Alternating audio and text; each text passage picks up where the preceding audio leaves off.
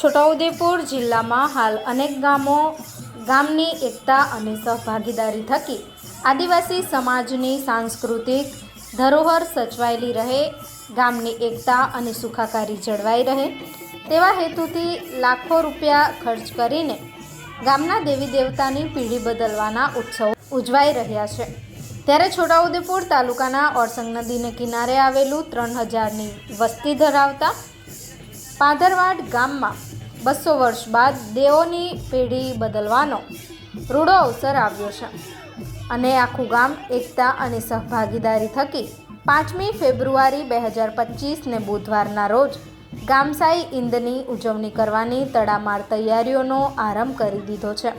આમ તો પાદરવાડ ગામનું પ્રત્યેક પરિવાર પ્રગટ પુરુષોત્તમ સંપ્રદાયને અપનાવ્યો છે, તેમ છતાં આદિ અનાદિ કાળની પરંપરાને જાળવી રાખી આદિવાસીઓની કલા સંસ્કૃતિને સુરક્ષિત રાખવાનું ખૂબ સરસ કાર્ય કર્યું છે। તો ચાલો જોઈએ પાદરવાડ ગામના આગેવાનો સાથે પિઠોરા સમાચારની વિશેષ ચર્ચા।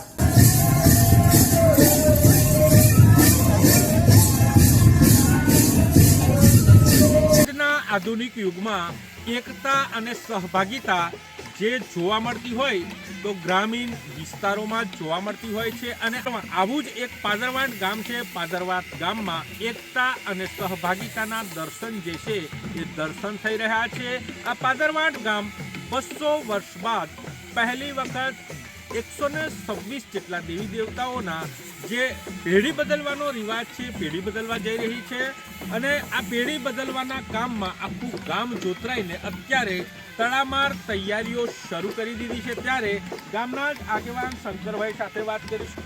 શંકરભાઈ, તમારા ગામમાં 200 વર્ષ બાદ એક રૂડો અવસર આવ્યો છે, આખું ગામ આ તૈયારીઓમાં જોતરાયું છે। કેટલા ટાઈમથી તમે આ તૈયારી કરી? હવે અમારે તમે 200 વર્ષ કીધું અને આ ગામની અંદર 300-400 વર્ષ જૂનો ઇતિહાસ છે।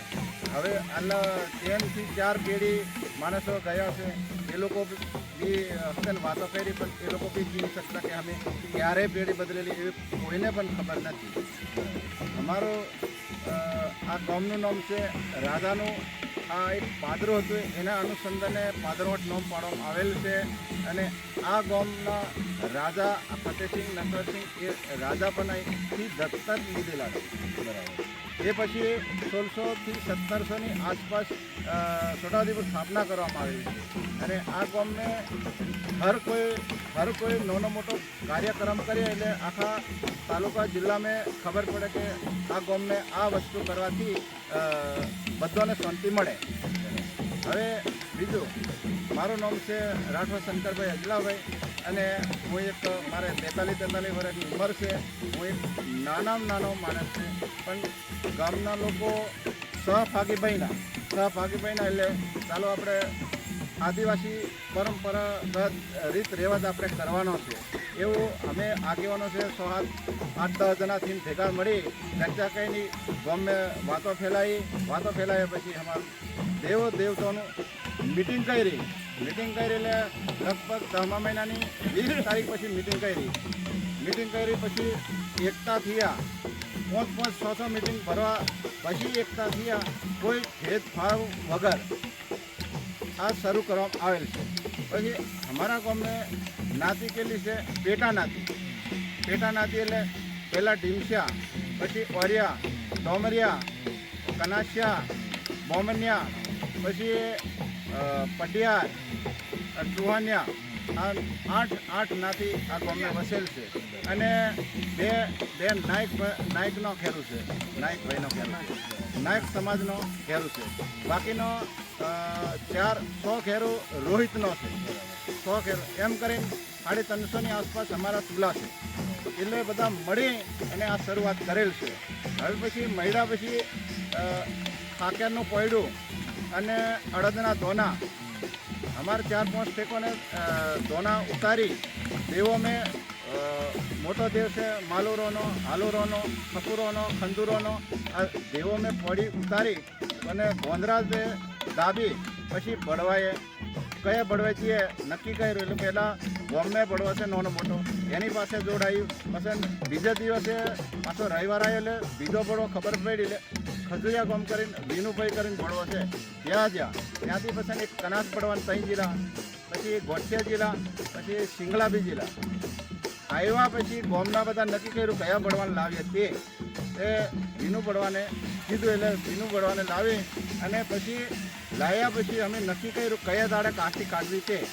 કાઠી કાઢવાનું કારણ ગમે જે કોઈ હાલનો સમયથી કોઈ રોગ હોય, દુઃખ હોય, દમન હોય, કોઈ પણ હોય એના માટે ઘરને જે પાયકો અનાજ હોય, જે પાયકો એટલે અડદ હોય, તુવેર હોય, મકાઈ હોય, ઢોંગેર હોય, કોઈ પણ વસ્તુ ખાતવાની 100 ગ્રામ ભેગું કરી અને તો ગોંદરાજે ભેગું કર્યું. ભેગું કર્યા બાદ આખી રાત 2 બળવા કાઠી કરી અને સવારે નદીને પધરાવવામાં આવી.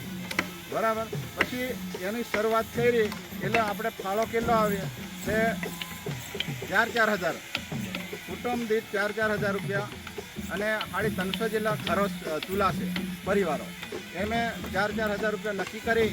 ઘોડા નક્કી કર્યા છે શિવાન્યા, બારિયા તાલુકાનું ગામ છે શિવાન્યા કરીને ત્યાં નક્કી કરી આવ્યા. નક્કી 2,90,000ના ઘોડા થાય છે અને આ દેવો છે 142 દેવો છે, પણ એને એક દેવને 3 જાતેરો આપવામાં આવે છે.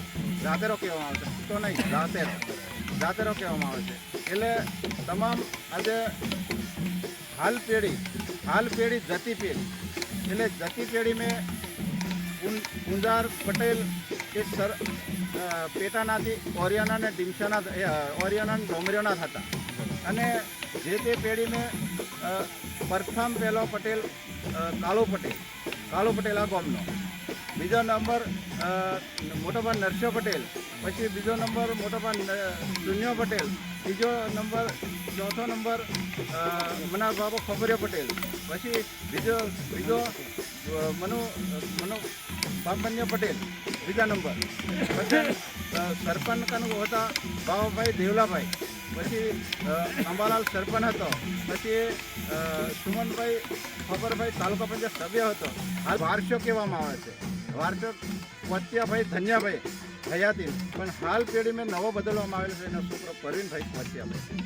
હાલ પેઢી આદિવાસી સમાજના ગામનું સંચાલન ગામના પટેલ, ગામના ગોરી, ગામના પૂજારા અને આવી જે સમિતિઓ દ્વારા કરવામાં આવતા હોય છે. પરંતુ આ જે પાદરવાડ ગામ છે, પાદરવાડ ગામ જે દેવોની પેઢી બદલવાનો એક ઉત્સવ ઉજવવા માટે 350 જેટલા પરિવારોમાં પ્રત્યેક પરિવારે 4,000 રૂપિયા એટલે કે 15 લાખ રૂપિયાના ખર્ચે આ દેવોને પહેરાવવાનો જે ઉત્સવ છે, દેવોના લગ્ન લેવાનો ઉત્સવ છે, એ ધામધૂમથી ઉજવવાના જે તૈયારીઓના ભાગરૂપે ગામ આખું શ્રમદાન કરીને આ ઉત્સવને પાર પાડવા માટે અથાગ પ્રયત્નો કરી રહ્યા છે. ત્યારે ગામના બીજા યુવાન સાથે વાત કરીશું.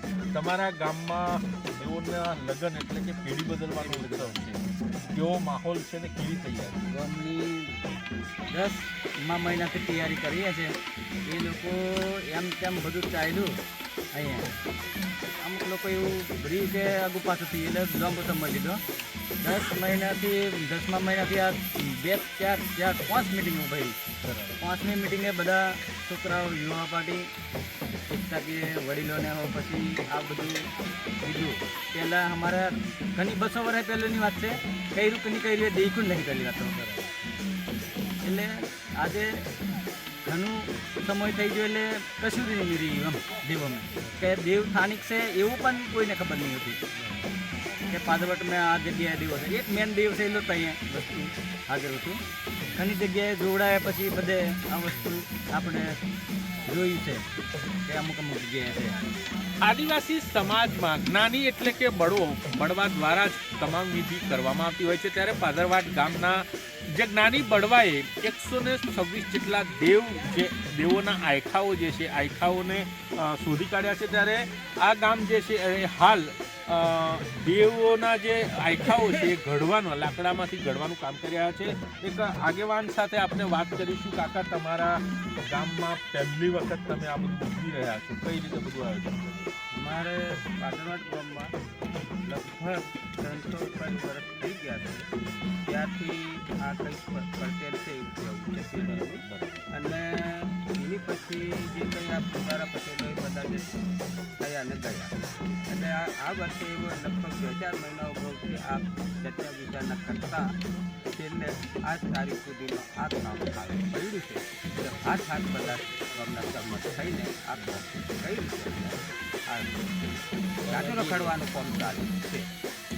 ગામનો પ્રત્યેક નાગરિકના દિલમાં એક ભાવના છે કે તેઓ આજે 15 લાખ રૂપિયાના ખર્ચે પહેલીવાર દેવોના જે લગ્ન એટલે કે પેઢી બદલવાનો ઉત્સવ ઉજવવાની જે તૈયારીઓ છે તૈયારીઓ આપ જોઈ રહ્યા છે. દેવોના જે આયખાઓ છે, દેવોના જે જાતરો છે એ જાતરોને સાગના લાકડામાંથી ઘડવાના કામમાં ગામના બુઝુર્ગો, વડીલો, તમામ લોકો એટલા જ ખંત અને ઉત્સાહપૂર્વક રાત દિવસ આ જે ઉત્સવ છે ઉત્સવને પાર પાડવા માટેના અથાગ પ્રયત્નો કરી રહ્યા છે.